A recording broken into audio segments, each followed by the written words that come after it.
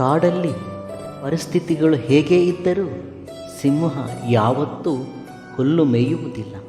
ಹಾಗೆ ನಿನಗೆ ಎಷ್ಟೇ ಕಷ್ಟ ಬಂದರೂ ಮತ್ತೊಬ್ಬರ ಬಳಿ ಕೈ ಚಾಚದೆ ಪರಿಸ್ಥಿತಿಗಳ ತಕ್ಕ ಹಾಗೆ ಜೀವಿಸು. ಕಷ್ಟಪಟ್ಟು ದುಡಿದು ಬದುಕುವವನು ಯಾವತ್ತೂ ಯಾರ ಮುಂದೆ ತಲೆ ತಗ್ಗಿಸುವ ಅವಶ್ಯಕತೆ ಇಲ್ಲ. ನೀವು ಕೆಲವು ಸಂದರ್ಭಗಳಲ್ಲಿ ತಗ್ಗಿ ನಡೆಯಿರಿ, ಆಗ ನಿಮ್ಮ ಪ್ರಾಮುಖ್ಯತೆ ಬೆಳೆಯುತ್ತದೆ. ಹಾಗೆಂದು ಎಲ್ಲ ಸಂದರ್ಭಗಳಲ್ಲಿ ತಗ್ಗಿ ನಡೆಯಬೇಡಿ, ನಿಮ್ಮ ಮೌಲ್ಯ ಕಡಿಮೆಯಾಗುತ್ತದೆ. ಕೆಟ್ಟ ಅಭ್ಯಾಸಗಳಿಗೆ ನೀನು ಗುಲಾಮನಾದರೆ ಸಾವನ್ನು ಜೊತೆಯಲ್ಲೇ ಇಟ್ಟುಕೊಂಡು ತಿರುಗುತ್ತಿರುವೆ ಎಂದು.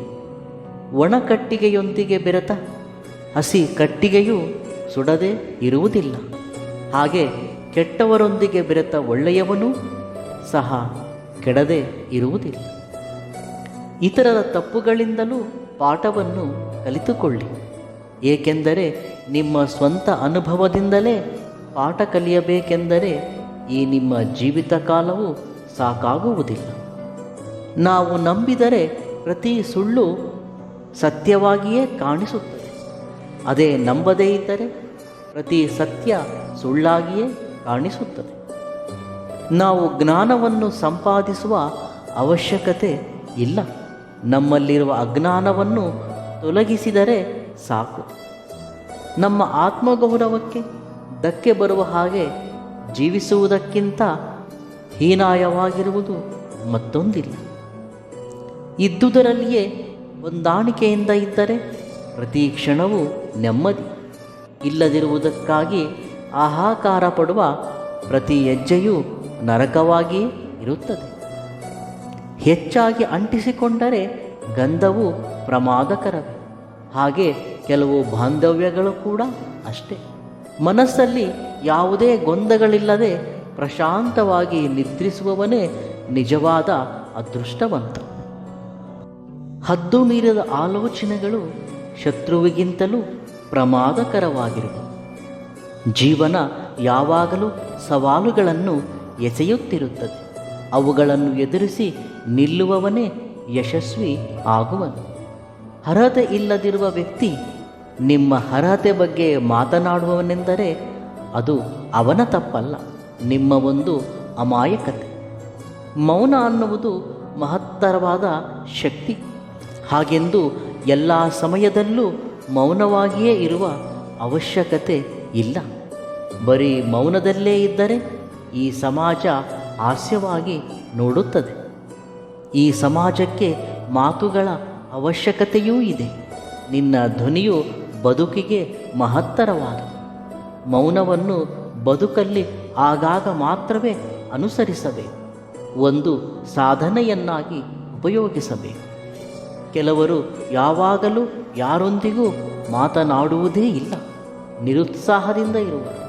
ಮೌನವು ಉತ್ಸಾಹವನ್ನು ತರಬಲ್ಲ ಸಾಧನೆಯೇ ಹೊರತು ಜಿಗುಪ್ಸೆಯಿಂದ ವಿರಾಗದಿಂದ ಇರುವುದಲ್ಲ. ಆ ರೀತಿ ಇರುವುದು ಅಸಲಿಗೆ ಮೌನವೇ ಅಲ್ಲ.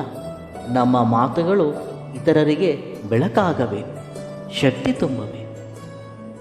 ಒಂದು ಸಣ್ಣ ಕಿರುನಗೆ ಪ್ರತಿಕೂಲ ಪರಿಸ್ಥಿತಿಗಳನ್ನು ಕೂಡ ಅನುಕೂಲಕರವಾಗಿ ಬದಲಾಯಿಸಬಹುದು. ನಿನ್ನ ಶಕ್ತಿ ಏನು ಎಂದು ನಿರೂಪಿಸುವವರೆಗೂ ನಿನ್ನ ಮನೆಯವರಿಗೆ ಅಷ್ಟೇ ಅಲ್ಲ, ಪ್ರಪಂಚಕ್ಕೂ ನೀನು ಕೀಳಾಗಿಯೇ ಕಾಣಿಸುವೆ. ಭಗವಂತ ನೀನು ಮಾಡುವ ಪೂಜೆಗಳಿಗಷ್ಟೇ ಅಲ್ಲ, ನೀನು ಮಾಡುವ ಪಾಪಕರ್ಮಗಳಿಗೂ ಫಲಿತವನ್ನು ಕೊಡುತ್ತಾನೆ. ಕೇಳದೆಯೇ ಹೇಳುವುದು ಅವಿವೇಕ, ಕೇಳಿದರೆ ಹೇಳದಿರುವುದು ಅಹಂಕಾರ. ನೀವು ಹೇಳುವುದು ನಿಜವೇ ಆದರೂ ಇತರರು ಕೇಳುವುದಕ್ಕೆ ಇಷ್ಟವಿಲ್ಲದಾಗ ಹೇಳದಿರುವುದೇ ಒಳ್ಳೆಯದು. ಪ್ರೇಮ ಅನ್ನುವುದು ಜವಾಬ್ದಾರಿ ಇಲ್ಲದಾಗ ಸುಂದರವಾಗಿಯೇ ಕಾಣಿಸುತ್ತದೆ. ಅದೇ ಪ್ರೇಮಕ್ಕೆ ಜವಾಬ್ದಾರಿ ಜೊತೆಯಾದರೆ ಪ್ರೇಮವು ಭಾರವಾಗುತ್ತದೆ. ನಾವು ದಿನಕ್ಕೊಂದು ರೀತಿ ವೇಷಭೂಷಣಗಳನ್ನು ಬದಲಾಯಿಸಬಹುದು, ಆದರೆ ದಿನಕ್ಕೊಂದು ರೀತಿ ಮನಸ್ಸನ್ನು ಮಾತ್ರ ಬದಲಾಯಿಸಬಾರದು. ಮನಸ್ಸಲ್ಲಿ ಸ್ಥಿರತೆ ಇರಬೇಕು, ನಿರ್ಣಯಗಳಲ್ಲಿ ದೃಢತೆ ಇರಬೇಕು. ಮನಸ್ಸು ಚಂಚಲವಾಗಬಾರದು. ಆಗ ಮಾತ್ರವೇ ನೆಮ್ಮದಿಯ ಬದುಕು ನಮ್ಮದಾಗುತ್ತದೆ. ನೀನು ಉಪವಾಸದಿಂದ ಇದ್ದು ಬರೀ ಭೋಜನವನ್ನೇ ಮನಸ್ಸಲ್ಲಿ ಧ್ಯಾನಿಸುವುದಕ್ಕಿಂತ ಭೋಜಿಸಿ ದೇವರನ್ನು ಧ್ಯಾನಿಸುವುದು ಮೇಲು. ಬಾಹ್ಯವಾಗಿ ಕಾಣುವ ರೂಪದಿಂದಲೇ ಇತರರ ವ್ಯಕ್ತಿತ್ವವನ್ನು ನಿರ್ಣಯಿಸಬೇಡ. ಏಕೆಂದರೆ ಕೆಲವು ಬಾರಿ ಬಾಹ್ಯವಾಗಿ ಕಾಣುವುದೇ ಬೇರೆ ಮತ್ತು ಆಂತರಿಕವಾಗಿ ಕಾಣುವುದೇ ಬೇರೆ ಆಗಿರು. ನೋಡುವುದಕ್ಕೆ ಕಾಗೆ ಮತ್ತು ಕೋಗಿಲೆ ಒಂದೇ ರೀತಿ ಕಾಣಿಸುತ್ತದೆ. ಬಾಯಿ ತೆರೆದಾಗಲೇ ತಿಳಿಯುತ್ತದೆ ಎರಡು ಬೇರೆ ಎಂದು. ಸಮಸ್ಯೆಗಳು ಬಂದಾಗ ಭಯಭೀತರಾಗಬೇಡಿ. ಅವುಗಳು ನೀವು ಯಶಸ್ವಿಯಾಗಲು ಬರುವ ಪರೀಕ್ಷೆಗಳು ಎಂದು ಭಾವಿಸಿ ಧೈರ್ಯದಿಂದ ಎದುರಿಸಿ. ಯಾವುದೇ ಆಗಲಿ ನೀನು ಮಾಡುವುದು ಒಳ್ಳೆಯದಲ್ಲ ಎಂದು ತಿಳಿದಾಗ ತಕ್ಷಣವೇ ಮಾಡುವುದನ್ನು ನಿಲ್ಲಿಸು. ಹಾಗೆ ಸತ್ಯವಲ್ಲ ಎಂದು ತಿಳಿದಾಗ ಹೇಳುವುದನ್ನು ನಿಲ್ಲಿಸು. ಧೈರ್ಯವೆಂದರೆ ಭಯ ಆಗದಿರುವುದೇ ಅಲ್ಲ. ಭಯ ಆದರೂ ಮುಂದಕ್ಕೆ ಸಾಗುವುದೇ ನಿಜವಾದ ಧೈರ್ಯ. ನಿಮ್ಮಲ್ಲಿ ಹದ್ದು ಮೀರಿದ ಆಶಯಗಳಿದ್ದರೆ ಅದಕ್ಕೆ ಶಕ್ತಿ ಮೀರಿದ ಕಷ್ಟವನ್ನು ಪಡಬೇಕಾಗುತ್ತದೆ ಎಂದು ನೆನಪಿಟ್ಟುಕೊಳ್ಳಿ. ಇತರರ ಅರ್ಥವಿಲ್ಲದ ಮಾತುಗಳಿಗೆ ಯಾವಾಗಾದರೆ ನೀನು ಸ್ಪಂದಿಸುವೆಯೋ ಆಗಲೇ ನೀನು ನಿನ್ನ ಅರ್ಧ ಮನಃಶಾಂತಿಯನ್ನು ಕಳೆದುಕೊಂಡೇ ಎಂದು. ಸ್ವಾರ್ಥಪರರು ಎಂದರೆ ಅವಕಾಶವಿದ್ದಾಗ ನಿನ್ನನ್ನು ಬಳಸಿಕೊಂಡು ಅವಶ್ಯಕತೆ ಇಲ್ಲದಾಗ ಬಿಡುವುದೇ ಸ್ವಾರ್ಥಪರ. ಈ ಸಮಾಜದಲ್ಲಿ ಮನುಷ್ಯರ ಬಗ್ಗೆ ತಿಳಿಯಬೇಕೆಂದರೆ ಹಣವಿಲ್ಲದೆ ಬದುಕಿ ನೋಡು. ಆಗ ಬಂಧು ಬಾಂಧವ್ಯಗಳು ಅವಷ್ಟಕ್ಕವೇ ದೂರವಾಗುತ್ತವೆ. ಎಲ್ಲರೂ ಹಣವಿದ್ದಾಗ ಮಾತ್ರ ಬಂಧು ಬಾಂಧವ್ಯ, ಕತ್ತಲಾದಾಗ ಮಾತ್ರವೇ ನಕ್ಷತ್ರಗಳು ಕಾಣಿಸುವವು.